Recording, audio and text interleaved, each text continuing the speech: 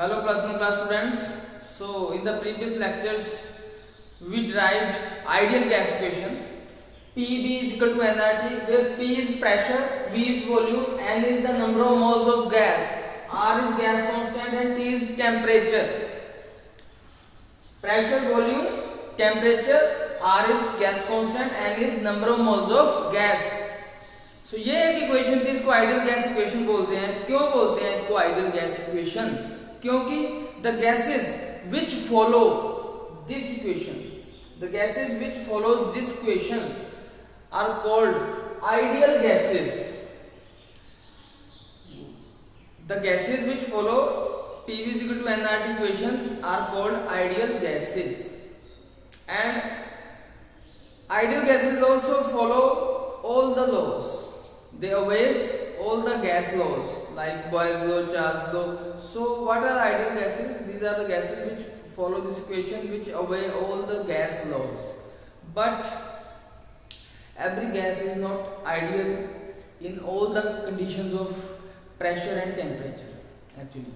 So every gas is not behaves ideally in all conditions of, in all range of pressure and volume. So there are so many gases which do not behave as ideal gas.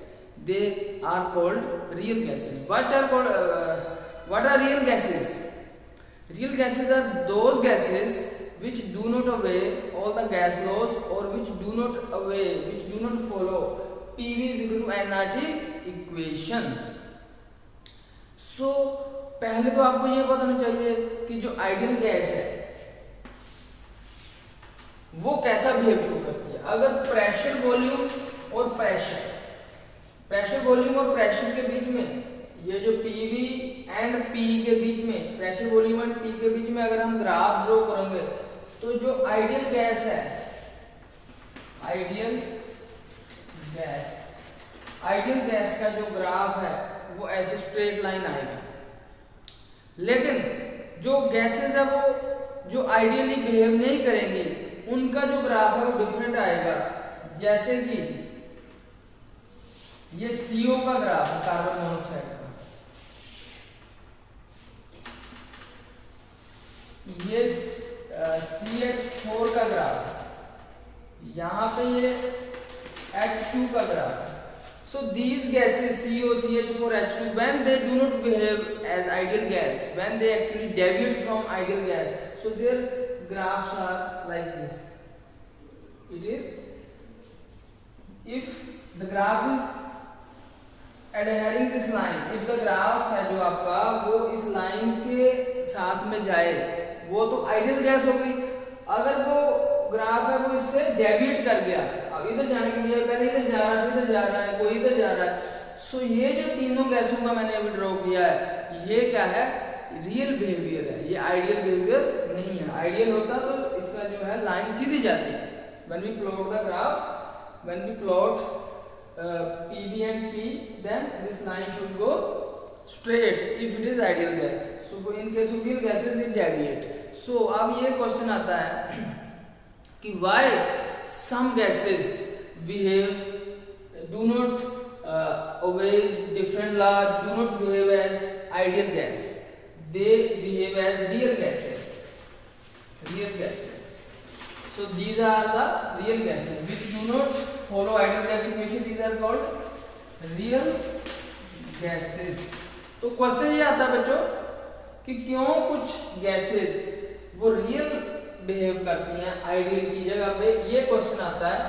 तो उसका answer है जो वो आपको समझना पड़ेगा. Answer के लिए आपको जाना पड़ेगा, एक पिछला एक टॉपिक है बच्चों, इस बार सिलेबस में नहीं है, लेकिन उस टॉपिक में क्या है, एक जो आइडियल गैस है वो कैसे बिहेव करती है. उसमें दो पॉइंट है, उसके लिए दो, एक काइनेटिक गैस थ्योरी है, उसमें गैस थ्योरी में, काइनेटिक गैस थ्योरी में दो पॉइंट्स है, दो पोस्टुलेट है. एक उसमें पोस्टुलेट पहला है कि जो गैस मॉलिक्यूल्स हैं, जो फर्स्ट पोस्टुलेट है, जो गैस मॉलिक्यूल्स है ये काफी दूर होते हैं. गैस मॉलिक्यूल्स क्या होते हैं, काफी दूर होते हैं और they are free to move. Gas molecules are ये मान लो कंटेनर है, इसमें गैस मॉलिक्यूल्स है, this gas molecules are free to move, there is negligible और you can say no force of attraction between the gas molecules. ये हमारी जो किनेटिक गैस थ्योरी है, किनेटिक मॉलिक्यूलर थ्योरी है, उसमें जो पॉइंट है कि the molecules of gas between them there is much space and no negligible force of attraction। तो इसलिए जब इनमें फोर्स ऑफ अट्रैक्शन नहीं तो ये मूव करते हैं इधर से इधर, इधर से इधर, तो ये कंटेनर की वॉल्स के साथ भी टकराते हैं। जब ये कंटेनर की वॉल्स के साथ टकराएंगे तो वहां क्या लगाएंगे, एक प्रेशर लगाएंगे। क्या लगाएंगे, एक प्रेशर लगाएंगे। तो आइडियल गैस में, जो आइडियल गैस में PV=nRT, तो आइडियल बिहेवियर में जो एक पॉइंट है, जो एक किनेटिक गैस थ्योरी थी आइडियल बिहेवियर गैसेस की, उसमें ये बोला गया था कि इनमें फोर्स ऑफ अट्रैक्शन आपस में होता नहीं, सीधा जाके क्या लगाते हैं, प्रेशर लगाते हैं। तो बच्चों लेकिन ये जो पॉइंट है ये बिल्कुल, ये बाद में गलत साबित हुआ, क्योंकि अगर हम चेंज कर दें, अगर हम क्या करें, प्रेशर बढ़ा दें चारों तरफ से, क्या कर दें बच्चों, चारों तरफ से हम प्रेशर बढ़ा दें। अगर ये प्रेशर बढ़ जाए चारों तरफ से, प्रेशर को क्या कर देंगे, इंक्रीज, और टेम्परेचर को कर देंगे decrease. At high pressure, pressure को इंक्रीज कर देंगे, टेम्परेचर को कर देंगे डिक्रीज कर देंगे। At high pressure and low temperature what happen, जो गैस मॉलिक्यूल है वो पास पास में आ जाते हैं। एट हाई प्रेशर, जब प्रेशर ज्यादा लगा देंगे तो ये गैस मॉलिक्यूल के पास में आ जाते हैं। टेम्परेचर कम कर देंगे तो गैस मॉलिक्यूल पास में आ जाते हैं। और ऐसी कंडीशन पे at high temperature and low pressure, sorry at high pressure and low temperature, ऐसी कंडीशन पे क्या होता है, ये जो मॉलिक्यूल्स है इनमें फोर्स ऑफ अट्रैक्शन डेवलप हो जाता है। ये जो गैस मॉलिक्यूल है इनमें क्या, एक थोड़ा सा फोर्स ऑफ अट्रैक्शन डेवलप हो जाता है। जब इनमें फोर्स ऑफ अट्रैक्शन डेवलप हो जाएगा तो ये गैस मॉलिक्यूल जब टकराएगा इधर जाके, वॉल्स ऑफ कंटेनर के साथ, कंटेनर की वॉल्स के साथ जब टकराएगा ये इधर जाके, तो उतनी फोर्स से नहीं टकराएगा जितना जब ये खुला था। जब इनमें फोर्स ऑफ अट्रैक्शन नहीं था तो पूरी जोर से टकराता था जाके, तो प्रेशर ज्यादा लगाता था, तो प्रेशर क्या लगाता था, ज्यादा लगाता था। लेकिन अब इस केस में जब ये क्लोज आ गया तो इनमें आपस में ये मॉलिक्यूल भी इसको खींच रहा है, तो ये उतना प्रेशर से नहीं टकराएगा, थोड़ा कम प्रेशर से टकराएगा। तो there will be a correction in pressure also. So ये जो है PV=nRT, ये जो P आइडियल है, ये प्रेशर आइडियल गैस का है, वो क्या हो जाएगा, प्रेशर, ये रियल गैस की इक्वेशन है, real plus AN² divided by B²। ये क्या आ जाएगा, जो आइडियल प्रेशर है वो क्या है बच्चे, ज्यादा था। जब ये आइडियल थी, जब ये खुली थी, जब इनमें फोर्स ऑफ अट्रैक्शन थी, वो प्रेशर क्या था, ज्यादा था। लेकिन जो रियल प्रेशर है वो कम है। कितना कम है, इतना कम है। आइडियल से ये इसको अगर उधर ले जाएंगे तो रियल प्रेशर क्या आएगा, आइडियल प्रेशर माइनस ये टर्म आ जाएगी, इसमें A कांस्टेंट है और N क्या है, number of moles of gas, V क्या है, volume of gas. So AN² divided by B², ये टर्म इसमें आ जाएगी। तो अब ये जो PV=nRT है, इसमें P जो प्रेशर है इसमें करेक्शन करनी पड़ेगी हमें, क्योंकि ये जो P है ये आइडियल के लिए है, लेकिन रियल गैसेस में क्या होता है, ये P कम हो जाता है। तो ये P है जो वो आइडियल के लिए है, तो इसलिए तो हमें थोड़ा सा उसमें क्या करना पड़ेगा बच्चों, चेंज करना पड़ेगा। क्या चेंज करना पड़ेगा, इस P आइडियल की जगह क्या आ जाएगा, P real plus AN² divided by B²। तो इस P की जगह इस इक्वेशन में हमें क्या डालना पड़ेगा, P plus AN² divided by B², क्योंकि आइडियल से जो रियल का प्रेशर है वो कम है। तो थोड़ा सा ये चेंज, करेक्शन इन हमें क्या करना पड़ेगा, pressure, because in ideal behaviour pressure is more, in real behaviour आप उसमें फोर्स ऑफ अट्रैक्शन की वजह से प्रेशर क्या हो जाता है, थोड़ा सा कम हो जाता है बच्चों। अब अगला जो है, अगला करेक्शन किसमें करना है, वॉल्यूम में करना है। सो एक किनेटिक मॉलिक्यूलर थ्योरी का जो एक और पॉइंट था कि क्योंकि इसमें गैसेस बड़ी दूर दूर होती हैं, नॉर्मल प्रेशर पे गैसेस बड़ी दूर दूर होती हैं, जो मॉलिक्यूल्स है वो बड़ा दूर दूर होते हैं गैस मॉलिक्यूल्स के। At normal pressure gas molecules are far away. तो होता क्या है जो इसके बीच में स्पेस है, जो इसके बीच में वॉल्यूम है वो बहुत ज्यादा है और इस मॉलिक्यूल का वॉल्यूम बहुत कम है। तो पहले हम क्या आइडियल बिहेवियर में हम क्या सोचते हैं, किनेटिक जो गैस थ्योरी है वो क्या बोलती है कि इसका वॉल्यूम मॉलिक्यूल का वो नेग्लिजिबल है, वो नाम मात्र है। जो सारा का सारा कंटेनर का वॉल्यूम है वो अवेलेबल है, जो पूरा वॉल्यूम है उसमें जो मॉलिक्यूल्स का अपना वॉल्यूम है बेटे जो वो बिल्कुल नेग्लिजिबल है, उसको मानते नहीं थे कि ये वॉल्यूम है। तो वो बोलते थे कि ये जो मॉलिक्यूल है कहीं भी पूरे स्पेस में घूम सकता है क्योंकि इसका अपना तो कोई वॉल्यूम नेग्लिजिबल है, तो सारा वॉल्यूम में ये घूम सकता है। बट जब हम हाई प्रेशर और लो टेम्परेचर पे ये मॉलिक्यूल थोड़ा पास में आ जाएंगे, तो अब इस केस में ये जो सारा वॉल्यूम है उसमें इनका वॉल्यूम भी कुछ ना कुछ मैटर करता है, क्योंकि अब वॉल्यूम क्या है ये प्रेशर से हमने कम कर दिया है। तो ये पूरा जो वॉल्यूम है वो सारे का सारे में इन मॉलिक्यूल्स का वॉल्यूम भी कुछ ना कुछ मैटर करता है। इस मॉलिक्यूल्स का जो वॉल्यूम है मान लो इतना है, तो जितना इनका अपना वॉल्यूम है उतनी जगह में ये नहीं घूम सकते, जो बाकी खाली बचा उसमें ये घूम सकते हैं। इसलिए वॉल्यूम में भी क्या करना पड़ेगा, करेक्शन। पहले बोलते थे इनका अपना तो वॉल्यूम है ही नहीं, नेग्लिजिबल है, लेकिन जब हाई प्रेशर और टेम्परेचर में ये पास में जाते हैं तो इनका भी कुछ वॉल्यूम क्या है उसका भी वजन बढ़ जाता है, वॉल्यूम इनका भी मैटर करने लग पड़ता है। और वो वॉल्यूम जो यहाँ पी के साथ वी है उसमें भी करेक्ट करना पड़ेगा। अब जितने वो पूरे वॉल्यूम में पहले घूम सकते थे उतने में नहीं घूम सकते, अब उससे कम वॉल्यूम में घूमेंगे। कितने कम में घूमेंगे, ये v माइनस एन बी कर देंगे। तो p की जगह a और b की जगह ये जो वॉल्यूम जितने में ये घूम सकते हैं वो कितने में घूम सकते हो, v minus n b, n b volume में घूम सकते हैं, सारे में नहीं घूम सकते, इनका अपना वॉल्यूम है। तो ये जो n है ये नंबर ऑफ मोल्स है और b क्या है, b क्या है, ये volume occupied by this gas molecule, volume occupied by this gas molecule. कितने गैस मॉलिक्यूल, 1 मोल। ये 1 मोल गैस मॉलिक्यूल जितना वॉल्यूम ऑक्यूपाई कर रहे हैं उसको बोलते हैं B। So B is related to volume, it is the volume B, small b is the volume occupied by gas molecule and A is what, A is related to the force of attraction between the molecule। जो इनमें आपस में force of attraction है उससे related है A, small a, और जो small b है किससे रिलेटेड है बेटा, ये वॉल्यूम से रिलेटेड है। तो इसके बाद एक क्वेश्चन आ जाता है कि ये जो मैंने आइडियल गैस इक्वेशन, ये जो रियल गैस इक्वेशन लिखी है, P की जगह ये लिख दिया, B की जगह ये लिख दिया और is equal to what, nRT। तो इसको बोलते हैं रियल गैस इक्वेशन। P की जगह ये, B की जगह ये, nRT, इसको रियल गैस इक्वेशन बोलते हैं।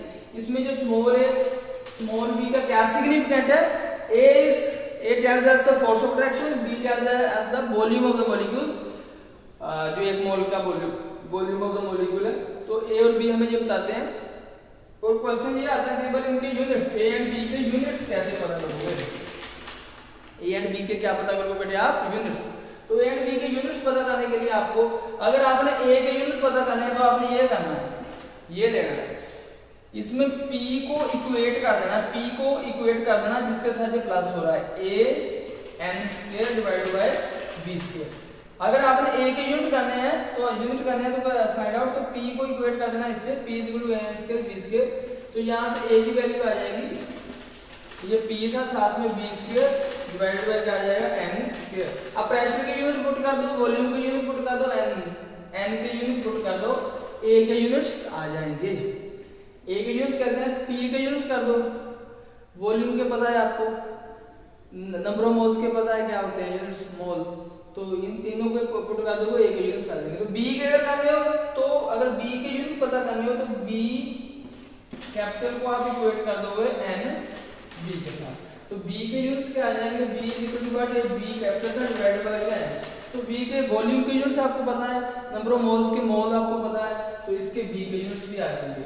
इसके पुट कर दो, B की क्या है, लीटर, वॉल्यूम लीटर में होता है, या लीटर को किस में आप बोलते हो, तो वो जो यूनिट्स हैं इसके यहाँ पुट कर दो, divided by number of moles के मोल्स हैं उसके, ये अपना B के यूनिट्स आ जाएंगे। इसके बाद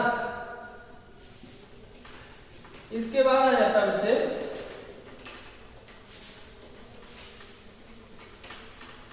जो हमारी आइडियल गैसेज है,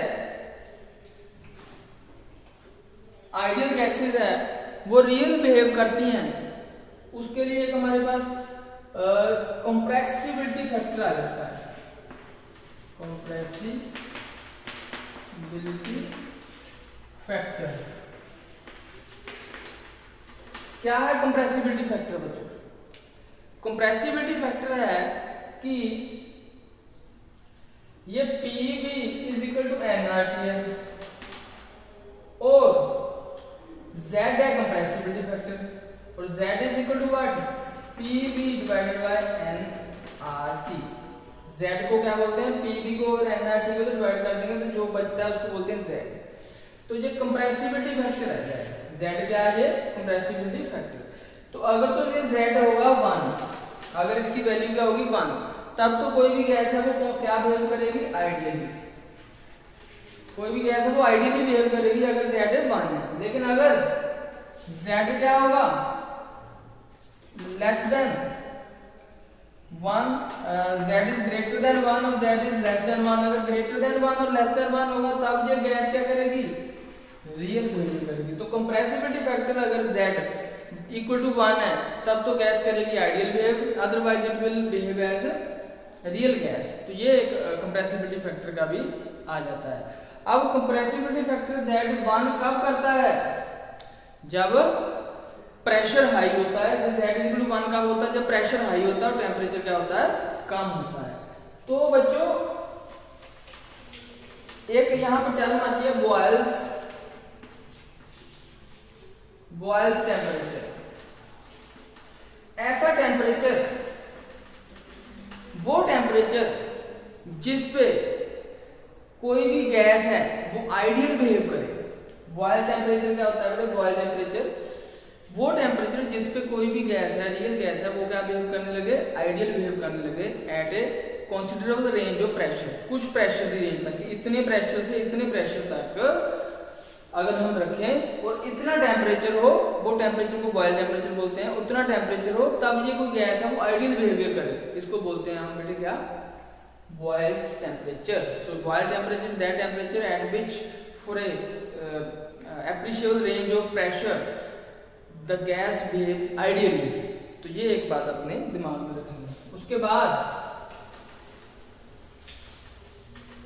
आ जाता है बच्चे, अगर if you want to go into more inside तो एक इक्वेशन आ जाती है। वो क्या इक्वेशन है बच्चे? जैसे PV is equal to nRT, तो इसमें से Z क्या है? PV divide by nRT। तो V अगर हमने रियल ले लिया, मान लो रियल गैस के लिए V ले लिया हमने, ये वॉल्यूम किसका है? ये वॉल्यूम है रियल गैस के लिए। लेकिन फिर हमने दूसरी बार इक्वेशन लिखी PV is equal to nRT, और इसमें V मान लो हमने क्या ले लिया? आइडियल। V क्या ले लिया हमने? PV ideal is equal to nRT। अब इसमें जो है n, ये nRT है, और इधर डिवाइड कर दे तो क्या आ जाएगा? ये P हो जाएगा। It is equal nRT divided it is equal to V ideal. क्या आ जाएगा? ये V आइडियल। सो एक तो हमने इक्वेशन ले ली Z is equal to PV, V हमने रियल ले लिया, इसमें रियल जो है वॉल्यूम है उसके डिवाइड बाय nRT। दूसरी इक्वेशन ले, उसमें V है वो आइडियल नहीं है, PV is equal to nRT। तो nRT डिवाइड बाय P, ये nRT डिवाइड बाय करके P वो आ गया V आइडियल। तो इस nRT डिवाइड बाय P की वैल्यू अगर हम इस इक्वेशन में पुट करेंगे, इस इक्वेशन में, तो इस इक्वेशन में ये nRT है, इसको डिवाइड बाय कर देंगे यहाँ पे, P ऊपर से नीचे आ सकता है। तो ये nRT डिवाइड बाय P की जगह V आइडियल पुट कर दोगे तो ये हमारे पास Z क्या आ जाएगा? ऊपर क्या है? V रियल डिवाइड बाय क्या आ जाएगा बच्चों? ये nRT डिवाइड बाय P है, उसकी वैल्यू है V आइडियल। ये एक नया हमारे पास इनसाइट बन जाता है कि Z is equal to V real divide by V ideal. ये दोनों बराबर हो अगर volume of real gas divide by volume of ideal gas, तो ये करेगा एज ए आइडियल गैस। अगर V रियल गैस है तो V आइडियल गैस बराबर हो जाए तो ये क्या हो जाएगा? Z1। तो ये थोड़ा सा एक और फॉर्मूला इसके बारे में है। तो ये है बच्चों real behaviour of the gases and cause of the real behaviour of the gases. So that's all that's all for this chapter. So in the next video we will start new chapter.